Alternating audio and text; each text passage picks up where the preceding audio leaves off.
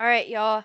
So today we are going to continue our kind of graphical connections conversation. So 3.5 notes, graphical connections. We're talking about connections between the functions f of x, f prime of x, and f double prime of x. So the first derivative, make sure you're aware, this is the original function. Oops. So this is the original. This is the first derivative, and then f double prime is the second derivative. And we want to talk about our how like the graphs of these functions relate. So we last started this conversation by talking about these three graphs, and you should have this in your notes. So hopefully you drew these tables and wrote down these connections. I have them nice and pretty here in your OneNote, and we could talk through them, but I don't want to waste too much time on this since we already did these. So I'm just gonna very quickly kind of like tell you how to read these. So the red tells you about f of x. F of x is increasing. That means your first derivative is positive. I'm looking right here. So f of x increasing looks like this, right? And then that means your first derivative is positive. So that's kind of how we would read these. And we have tables for lots of different connections, and we did these previously in notes. So if you don't have these, I would pause the video and write them down. So I'm going to scroll down a little bit. And then I added something to these. So check out this row. We added f double prime of x. We added some information about f double prime. So one thing you need to know is if f of x is concave up, then look in your f double prime row, then f double prime is positive. If f of x is concave down, then f double prime, your derivative function, is going to be negative. And remember, when we say positive or negative, we mean above or below the x-axis. And last, if f of x has a point of inflection, and just as a reminder, point of inflection is where your function changes concavity. It looks like these little red drawings that I have here. If f of x has a point of inflection, your second derivative changes sign. It goes from positive to negative or from negative to positive. Okay, so for the AP exam, you are going to actually have to know all of these connections. You're going to have to know all of these things, memorize them. Now, hopefully using them in class is going to help, but I want to encourage you to also study them. So, like I said, I would get all of this in your notebook. We're about to like summarize it in a couple different ways. So, it doesn't hurt to have it multiple ways in your notebook. Maybe pause this video, draw these tables, rewind, draw these tables. And then also, let's go on to our new representation. So I wanted to give you all multiple representations of this information just in case one works better for you. Okay, so this, I need you to draw this chart now. This is our first part of like new notes. We're going to build a function behavior visual summary. All right, so as you can see, f of x is our red function, just like above. F prime I'm going to do in blue, just like above, and f double prime I'm going to do in green. And when I'm talking about function behavior, I'm talking about like the shape. What shape are these functions making? So I filled out the first row, f of x. And this would be if f of x is increasing, right? If it's increasing, the shape of the function is going to be this upward arrow kind of. The slope is positive. So I'll like go ahead and label these. This is f of x increasing. This is f of x decreasing. This is f of x concave up. And this is f of x concave down. Cool? These are all the shapes that we're talking about when we talk about increasing, decreasing, concave up, concave down. Now, what is f prime going to be shaped like? So when f of x is increasing, f prime is your derivative. This is your derivative, right? What is derivative in calculus? What word is the same as derivative in calculus? It's like the slope. It's the slope of the tangent. It's basically your slope. So What's true about the slope right here? When your f of x is increasing, what's true about the slope? F prime will be positive. And make sure you write above the x-axis so you know what that means. So f prime is going to sit above the x-axis when f is increasing. When your function f is decreasing, f prime, the derivative function, is going to be negative, below the x-axis. All right. What about when f of x is concave up? When f of x is concave up, f prime is actually going to be increasing. All right, so concave up original function means f prime is increasing. And let's go ahead and write increasing. Concave down original function, if f is concave down, f prime, your derivative function, is going to be decreasing. So these are what these graphs are going to look like when they're related to each other. Okay, and then finally, if you have f of x, your original function is increasing. Oh, actually, we're going to x out these ones. So like f increasing doesn't necessarily tell us anything about f double prime. And same with f decreasing. My original function decreasing doesn't really tell me much about f double prime. But the concavity tells me things. So if f is concave up, my second derivative function is going to be positive. So above the x-axis. And then if my original function, f of x, is concave down, the second derivative of that function is going to be negative, or below the x-axis.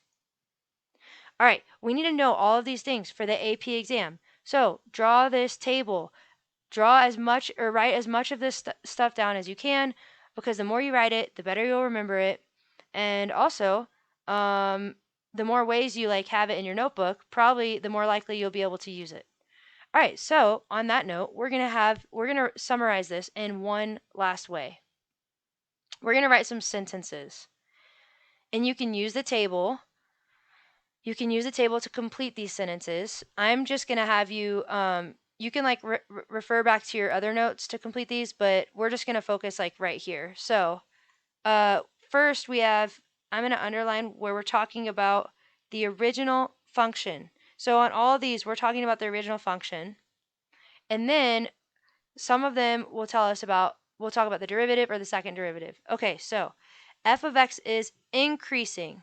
F of x is increasing when, let's finish this sentence, make sure you get all of these in your notes. When f prime of x is positive.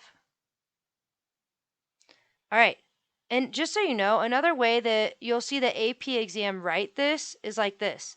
F prime of x is greater than 0. That means the same thing, right? F of x is positive. F prime of x is greater than 0. Same thing. Also, remember, positive means above the x-axis. We have to make that connection in our brain and never forget it. Okay, next statement. F of x is decreasing. F of x is decreasing when f prime of x is negative. Or you might see the AP exam write it like this. F prime of x is less than 0, and that means below the x-axis.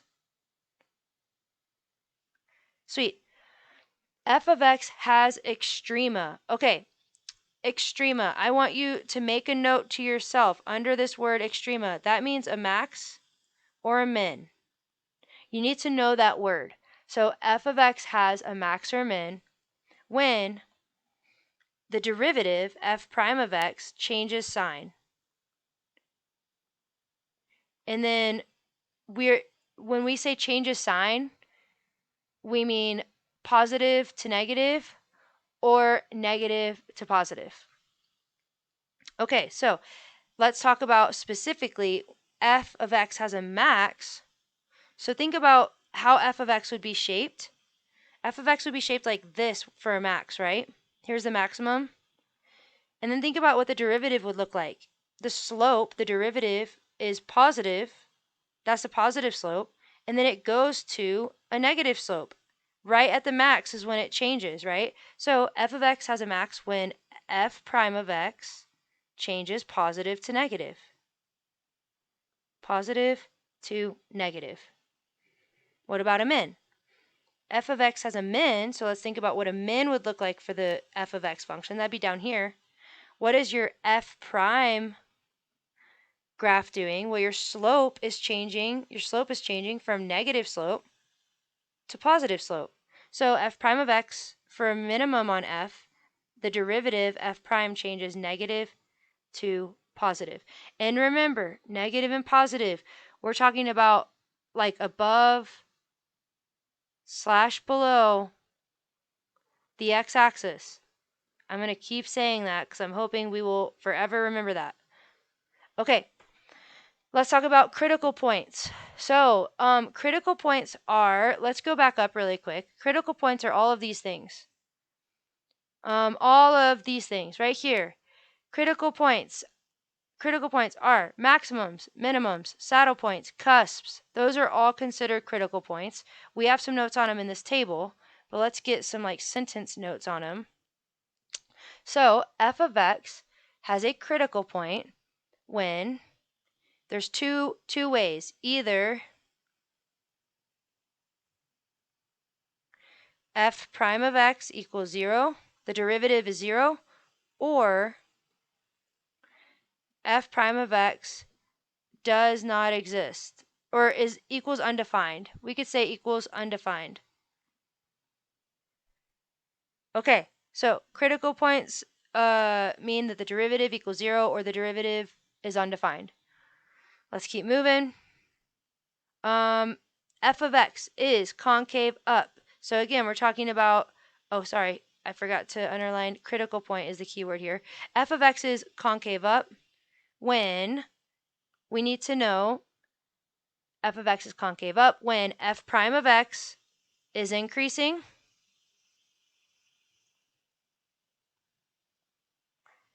and f double prime of x, so now we're talking about the second derivative function. The second derivative function is positive. And again, remember, the AP exam might say f double prime of x is greater than 0. That might be how they write that. Okay, let's move on. F of x is concave down when, I bet you could guess what we're going to say, f prime of x is decreasing. My derivative function is decreasing if my original function is concave down. And my second derivative function is negative. Or the AP exam might say f double prime of x is less than 0 because that means negative. And again, positive and negative are talking about above or below the x-axis, right? Increasing, decreasing, you're talking about like your slope. All right. F of x has an inflection point. So this is our last note. F of x has an inflection point, or the AP exam might call it a point of inflection. So I usually call these POIs, point of inflection, when f prime of x changes from increasing to decreasing, or from increasing to decreasing, or vice versa, or decreasing to increasing. Okay, y'all, point of inflection, I want you to make sure you make a note of this. Point of inflection is where we change concavity, where f of x changes concavity. So that means we go from concave up to concave down, which would look like this, concave up to concave down, or from concave down to concave up. We're changing concavity. And it happens at a specific point. That point of inflection would happen like right there in the middle, right where we change. Okay, so at a point of inflection, our derivative changes from decreasing, our slope changes from decreasing to increasing, or increasing to decreasing. Cool? All right. And then lastly, f double prime changes sign. Your second derivative, sorry, my second derivative changes sign.